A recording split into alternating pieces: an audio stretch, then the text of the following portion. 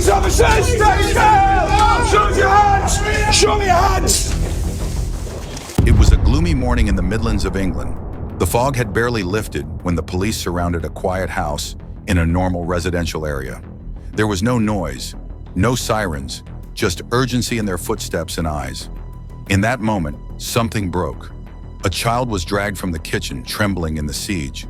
But this was not an isolated arrest. It was the first window into something much bigger, deeper, and darker. Brian Asante, a 23-year-old from Stafford, emerged as the ringleader of a criminal network that ran two drug routes, the J line and the AB line, across the Midlands. Under the guise of a middle-class man, he ran a network that distributed heroin and cocaine to small towns such as Burton-upon-Trent, Peterborough, Corby, Kettering, and Trowbridge. Asante's gang recruited adults, but also targeted underage children, school children, or those roaming poor neighborhoods who were vulnerable to cash and the promise of power. With trusted associates such as Emma Gill, Morris Reed, Simon McTaggart, and Ghulam Asdani, he built a sophisticated county lines model, using encrypted phones, fake names, and hired cars to transport the drugs. Short-term rentals are turned into drop points, where goods are picked up, broken down, and distributed. Asante keeps herself in the shadows, delivering jobs via Snapchat and using coded language, turning the kids into middlemen in a world they can't escape. There was no bloody fight or gang feud that led to the creation of the J line, and it was greed, cold-bloodedness, and calculated exploitation. Brian Asante was no impulsive person. He chose crime as a sophisticated business model, high profits, dispersed risk, and a young, easily controlled workforce. Using the county lines model, a form of crime endemic to Britain, Asante set up heroin and crack cocaine routes from Wolverhampton, Stafford, to as far away as Peterborough and Corby. To keep his profits high and his chances of being traced low, he targeted kids with no criminal record, who were absent from school or from broken homes. The teenagers were convinced they were just making deliveries in exchange for a few £100s in cash, a new phone, and the promise of protection. There was no loyalty, just pure exploitation. It was the silence of society, the lack of control from family and school, that allowed this model to thrive. And Asante, through cruelty disguised in silence, turned it into her own empire. The case began in the quiet back streets of the English Midlands, where children in school uniforms would leave their homes in the morning, and where heroin and cocaine were unthinkable to the underage population. Between February and September 2021, Brian Asante secretly operated two parallel drug routes, the J line and the AB line, which focused on moving drugs from Stafford and Wolverhampton to terminals in Corby, Kettering, Peterborough, and Trowbridge. He did not make the trips or deals himself, instead running the entire operation remotely via mobile phones, encrypted messages, and most importantly, through children. A 14-year-old boy was brought to Oldham to run the J line from a rented flat. Every day, the boy used a Nokia burner phone to send hundreds of text messages marketing heroin and crack cocaine, nicknamed Brown and White, to customers in the area. The messages, which contained simple messages such as best gear in town or fresh drop, text for deals, were sent en masse to hundreds of phone numbers that had been contacted in previous campaigns. When orders came in, runners, often younger children, were dispatched to alleys, motels, or pre-agreed pickup points. The transactions took just a few minutes, never at the same location twice, and if the police showed up, the children were ordered to throw away the goods, turn off their phones, and return to the safe house. The routes were also carefully calculated. Asante and his accomplices rented cars through an app or used their own vehicles but swapped their license plates, frequently rotating their movements to avoid being identified by the ANPR system. During an investigation, police compiled a route chart for one of the vehicles, a route that spanned hundreds of miles with brief stops, indicating a wide distribution and intense work pace.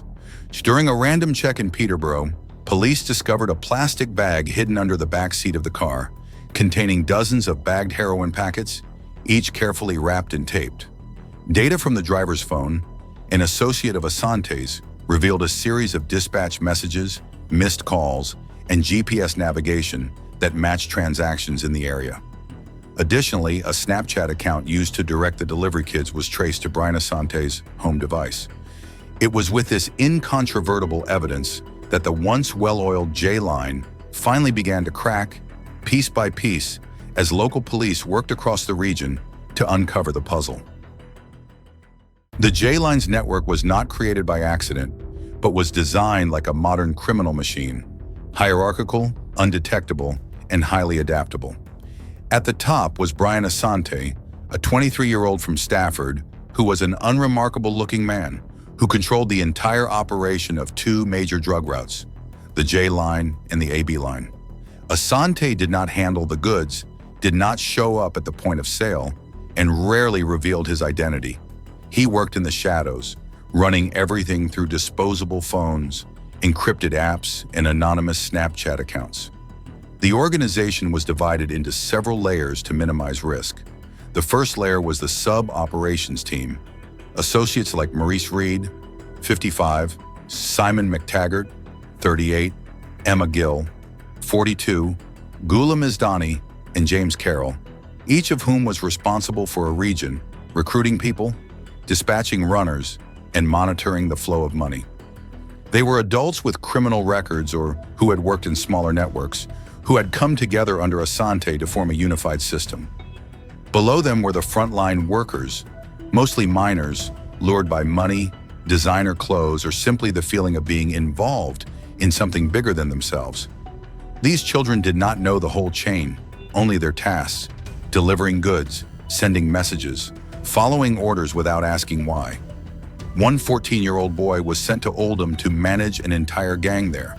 He ran the J-line burner phone, taking orders, delivering goods, and directing smaller runners from a rented apartment.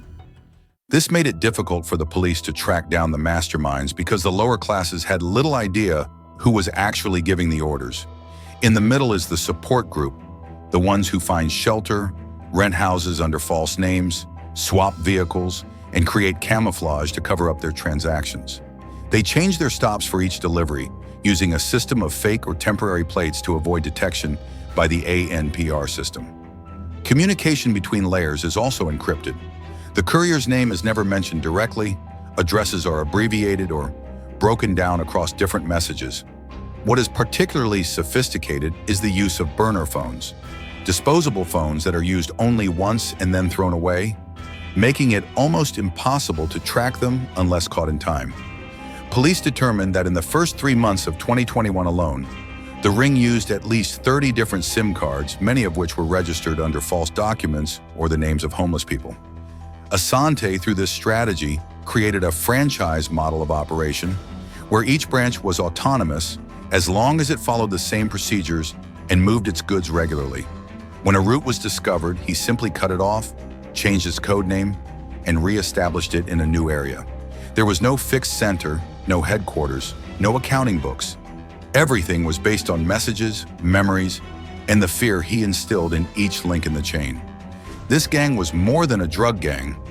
It was an industrialized model of 21st century child exploitation, programmed to hide, grow, and profit from the inability of social protection systems. The J-line network was organized like an express delivery system, not unlike a modern supply chain, but instead of legal goods, it was heroin and cocaine, and it was staffed by underage children. At the center of the system was Brian Asante, the ringleader who operated remotely, issuing orders via encrypted phones and anonymous Snapchat accounts. He was surrounded by a team of middlemen, including individuals with criminal records, like Maurice Reed, Simon McTaggart, Emma Gill, who recruited them, controlled distribution points, and monitored the flow of money. The manipulated teenagers became key cogs in the system, acting as couriers, sending messages promoting drugs, and carrying out distribution orders at designated hotspots. Short-term car rentals, frequent SIM card swapping, and renting homes under false names helped the gang avoid being tracked. Whenever a route was discovered, Asante would immediately disable the phone, wipe the connection, and re-establish a new route within days, as if the machine was programmed to never stop running. In mid-September 2021, the long journey of the County Lines Task Force, a force specialized in catching drug routes, finally shortened the J Line with a series of closely coordinated raids. First was a search in Stafford at Brian Asante's house. Hey, stop there, stop.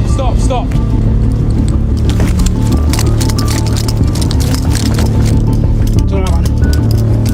Turn around, hands out pockets, turn around. Okay, so got a phone here, found on the floor. Bags of money, Mr. Pieces. You got drugs with me. Police officers! Show me your hands! Police did not immediately find illegal drugs on the spot, but seized many burner phones, SIM cards, contact lists, and some hidden documents. Enough to establish the real father behind all the complex operations of this drug network. Without leaving any link behind, they quickly moved on to Wolverhampton, Corby, and Peterborough. On the same day, the runners, mainly minors, were arrested at the small safe house in Corby, where the shipment was being made. In Peterborough, police found a plastic bag containing broken heroin hidden under a car seat, and phone records and text messages confirming the J Line was operating. Missed calls and coded messages such as Brown or Drop were kept as evidence. Brian Asante and 8 co-defendants were brought to trial at Birmingham Crown Court in early 2025 after a 5-month investigation. The indictment detailed a conspiracy to distribute heroin and cocaine along the J Line and AB Line between February and September 2021, including the exploitation of minors for drug dealing. Evidence presented during the 5-week trial included ANPR data showing vehicles traveling across towns, Snapchat messages between Asante and a teenager, the child ring operator, and audio and video recordings of the escape on the day of his initial arrest. Verdict: Brian Asante was jailed for 13 years and 4 months and given a 160-month human trafficking prevention order, the first in the Midlands for the exploitation of minors. James Carroll was jailed for 2 years for recruiting children.